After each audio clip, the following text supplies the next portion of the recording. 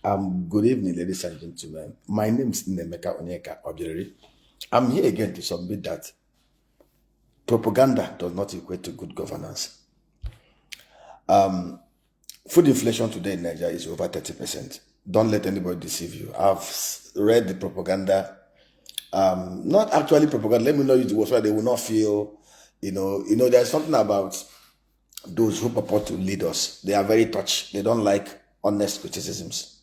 They're always particular about your choice of word, but they are not looking at the truth of your message. So I'll be very, very careful at my choice of word so that I don't hurt their over-bloated egos. Now, food inflation is over 30%. Don't let anybody deceive you. I've seen the news flying around. Oh, a bag of rice is low down. A bag of rice is 65,000. A bag of rice is 55,000. Nobody is praising anybody. Nobody. Let me tell you, we know what is happening. Can a bag of rice sell for 50,000 naira in Nigeria? Yes, it's very possible. But we need to do the right things. Importing rice from India and other places and landing it in Lagos at 47,000 naira per 50 kg bag. You can actually sell it for 55,000 and you will still make profit. That does not solve the problems of domestic rice supply gap that we currently have. And that is the truth. And that does not solve the issue of productivity and job creation and protection of the naira. If you want, I can easily import tons of rice from India, from Thailand, from other parts of the world and land it here in Nigeria for 47,000 naira. But that is not for 50 kg. But that is not what we're talking about. Flooding the market with imported rice is not the issue. The core issue here is how do we drive down food inflation through productivity across the whole agro value chain, from the upstream cultivating the paddy rice farm to the processing plants where you process it into, parboil it and process it into very beautiful grained rice that is deemed good for consumption, and of course using the byproducts for animal feed and other things, and then the storage to preserve it for off-season sales. Bangladesh, not Vietnam, with land mass that is a third of Nigeria and half of our population, annually does over 42 million tons of paddy rice production. They produce over 27 million tons of parboiled rice. They generate over $7 billion exporting rice. And of course, their rice consumption per capita is way above times two what we do here in Nigeria. Can Nigeria replicate something? Yes. But we just need to be scientific. We don't need to pretend and deceive ourselves. Important things. We have no business importing rice. I am the chairman of Southeast Farms, one of the most integrated agro value chain companies operating from the southeast of Nigeria. I have been involved in this industry actively as a key player since 2016, so I know what it takes. We have hands-on experience and we are in the field. If today, and again, I don't blame the federal government, they don't even need to do the propaganda. They need to follow up with the governors and local government chairmen, whose duty, by the reason of the Land Use Act, is it to make land available, provide security, working closely with the federal government. What the federal government needs to do is to put in place the policies, the programs that harnesses all the factors of production, human capital, land, funding, and equipment to ensure that we produce rice and other food commodities at a very competitive price dynamics. And to do that, I've said this thing. I don't need to. We are planning to bring in tractors. We're importing tractors into Nigeria. The cost of production is high because of the cost of equipment and machineries. Netherlands has 270,000 tractors. Tractor population of one tractor to 5.5 hectares of land. Nigeria, we don't even have, what we have is about 24,000 tractors, mostly moribund tractors. We need about 2 to 3 to 5 million tractors in Nigeria to be able to even get to the level of Netherlands in terms of tractor population to arable land mass. But do you know one funny thing? I need to go to the Federal Minister of Finance to begin to pursue import duty waivers to enable me import my bulldozer, my tractors, my harvesters, my rice milling machines. Before, when I bring it, I pay huge amount of money in terms of revenue, custom and excise duty, which is not supposed to be so. Nigeria does not have the technology to produce most. For now, you can actually encourage the manufacturers offshore to come and set up assembly plants. For now, we don't have enough assembly plants here. So any right-thinking government, rather than prioritizing customs revenue is not as important as revenue generated through productive activities that create jobs and reduce unemployment and poverty. So there shouldn't be any need for me to begin to go searching for import duties or certificate when there should be a blanket order by the federal government, executive order by Mr. President Bola Tinubu, that there is going to be zero taxes, zero excise duties on all agro equipment and processing plants into Nigeria, no matter the grade or level. And that you don't, just once you do your containers scan and his equipment, zero tariff. Anybody who tries to mess up, sack the person, fire the person, jail the person. So, because asking people to go to get import duty waivers will also involve corruption, and which we don't, which also impact the cost. Anyway, let me not digress. So on rice, for us to produce rice and bring it cheaper into Nigeria sustainably, we can do 36 million tons of paddy rice over the next 1 year. We can process 26 million tons of processed parboiled rice. See, rice is something that you can cultivate 3 times in a year, but for the purpose of this enlightenment, we can do it twice in a year. We have this species that's already in Egypt, the Geri species that does almost about 7 to 9 tons per hectare. There are species that we have even practiced here in Nigeria. All that we need to do, the governors, local government chairman, set up agro clusters under what we classify the mission, community, diaspora, private-public partnership arrangement. What government will do through the local government, I will share videos of what we are doing. We have agro parks to do. Industrial boreholes, solar-powered industrial boreholes, doesn't cost much. Provide security points. The private sector like us, we can provide the silos, provide the processing plants. We can even provide the input seedlings. Working with the communities. You don't take community land. You can come clusters. We have 8 and 9 electoral wards. We can look at the electoral wards that are within each cluster, what they can do, the areas of specialty. If we decide today to do 200 million hectares of rice farm, under this cluster arrangement, 50 hectares, 100 hectares, 200 hectares, under a technically driven, mechanized, tech-driven, irrigated rice farming. In the next 1 year, with the rice species, we will produce nothing less than 30 to 36 million tons of paddy rice from these farm gates. In 1 year, we'll process them. We don't even need to go far. A cottage factory that can process up to 160 bags of 50 kg rice a day with all the facilities in place is not more than 40-50 million naira. We have 2, and the third one is coming up, so we know what we're talking about. We're not talking about what we've not done. We have cottage milling rice factories, from parboiling to milling to destoning to polishing, even to color sorting. So it is something. See, all that the government need to do, integrated, working together, is for them to put in place the factors that will drive productivity. I come again to another thing, the issue of palm oil. Today, 25 liters of palm oil is selling in Nigeria for 60,000 naira. This was something that used to sell for 10,000, 5,000, 2,000. We have no business buying 25 liters of palm oil for 60,000 when Nigeria is a palm belt. Do you know that in this country, in 1965, Nigeria used to control 45% of the global palm oil market? Nigeria used to control, sit down there, Nigeria used to control 25% of the global palm oil market.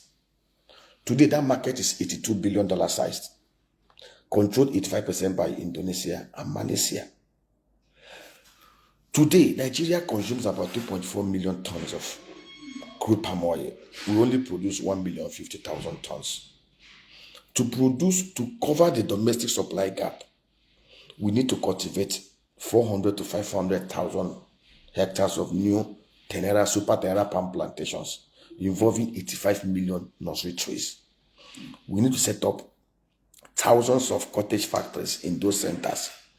And some of us in the private sector, we are driving it. We'll set up very integrated cottage factories. We are doing nursery trees in different locations in Nigeria to see how we can provide the nursery trees. I will hear some governors are trying to import palm trees from Malaysia. It's madness. It's something we as FABCO are doing. It's something we at Bazaar Agro Services are doing. We are doing it massively. So if we decide today, from those of them from the southeast, in the southeast we have 1,240 electoral ward. If the governments are not willing, we are encouraging the communities, the town unions. The rainy seasons are coming. See, for those of you who have land, Even if you don't have money for the palm trees, we can sell the palm trees to you on credit. You give us protected check. Let me tell you what will happen. A community that is able to clear and do 100 hectares. Let me show you. It's practical.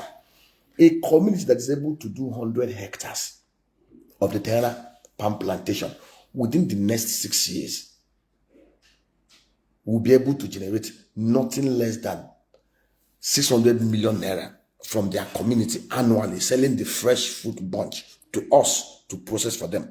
Any community that is willing to do 100 hectares of palm plantation, what we promise them as Self-Apcon at Bazaar Agro Services, we are going to help them second agronomists that will help them arrange mechanized equipment that will clear the place, supply them with the input seedlings. If your community, your missions, you don't even have the money to pay, we'll supply you the Tenera Super Tenera Pamphlet, we'll supply you the input seedlings, but you will give us a protected check and we'll sign an agreement with us. You're owing us, you will pay us when you raise the money. Imagine in each of the 1,240 electoral ward in the southeast. Let us even assume that 100, only about 1,000 of them are not within the urban area. And each of them, they are doing 200 hectares of palm plantation. Within the next 5 years, let me tell you, we'll be generating nothing less than 100. See, I am not kidding you.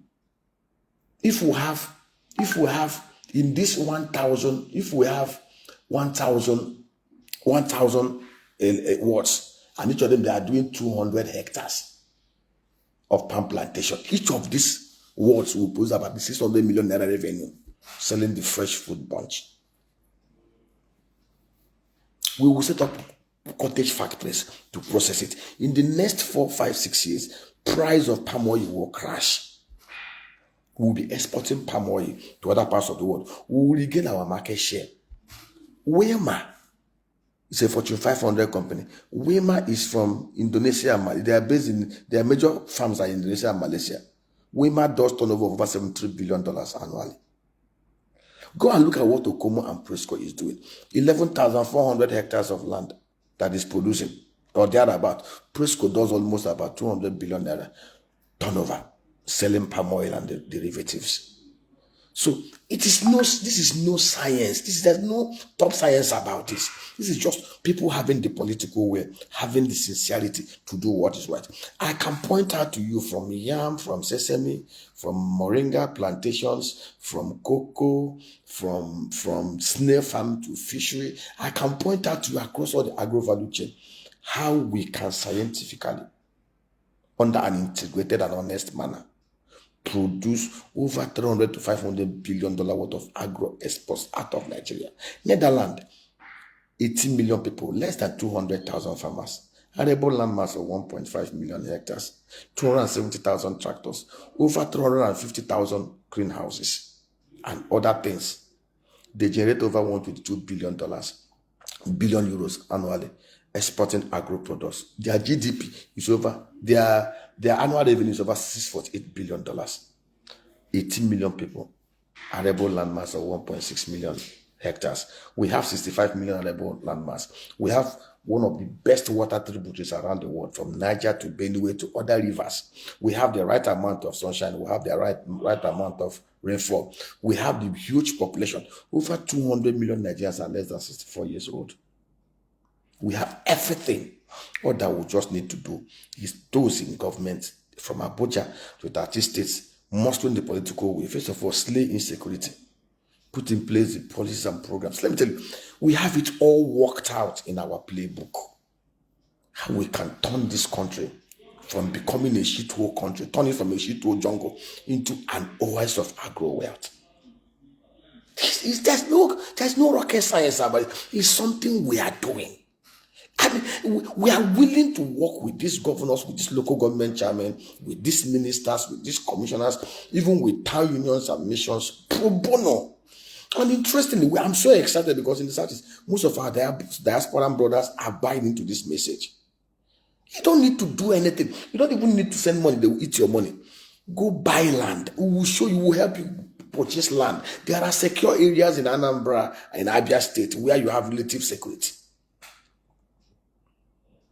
We will help you. Even to it, we will help you. You purchase the land. It's in your name. I'm sure the governors will be willing. If Abia State is welcoming investors from LXOT to Ikechukwu, the Atonyara, they are willing to issue you certificate of occupancy on your land. Come and invest. Biara biological assets are cash cows. Insecurity, yes, there is insecurity challenge. That is why we are the governors and local government chairmen where they come in. That is why we need to slay insecurity. And let me tell you, insecurity is linked to poverty and joblessness. If we have, today we have over 70 million farmers in Nigeria. 70 farmers who do not even know their left from their right. Today, annually we suffer over 3.5 trillion naira post-harvest losses. These are mitigable problems and risks. We have the recipe. We have the solutions. It's just for those who purport to govern us to humble themselves and seek for knowledge. Pharaoh was at a crossroad. He had a dream and forgot his dream. He sought for somebody who is very smart and who understood dreams.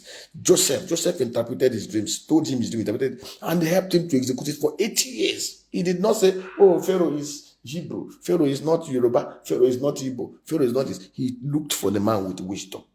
Nebuchadnezzar did the same thing. He sought for wisdom and he found wisdom in Daniel, Shadrach, Meshach, and Abednego, who were even captured slaves, and they helped him build a citadel of wealth. We are here to help, and we want to help. If you are serious as an individual, as a local government chairman, as a community, as churches and missions, you want to go into this, we will help you. We will lead you all the way. In the next 5 years, you will look back and you will thank God for coming in contact with us. You can reach out to us on WhatsApp 090909000989. WhatsApp 090909000989. Or you can reach us at sefapcol@gmail.com. SEPFACOL. Sefapcol. SEFAPCOL@gmail.com. Get across to us. 090909000989. WhatsApp. Let's help you. Let's work with you. The market is huge. The land is green. Just that we are being plagued by a bunch of human beings who are only interested in what to collect, what to steal, what to launder. Kaba. This country ticks all the right boxes to become a $1 trillion economy within the next 5-6 years if we are truly serious. Thank you and share, please. God bless you.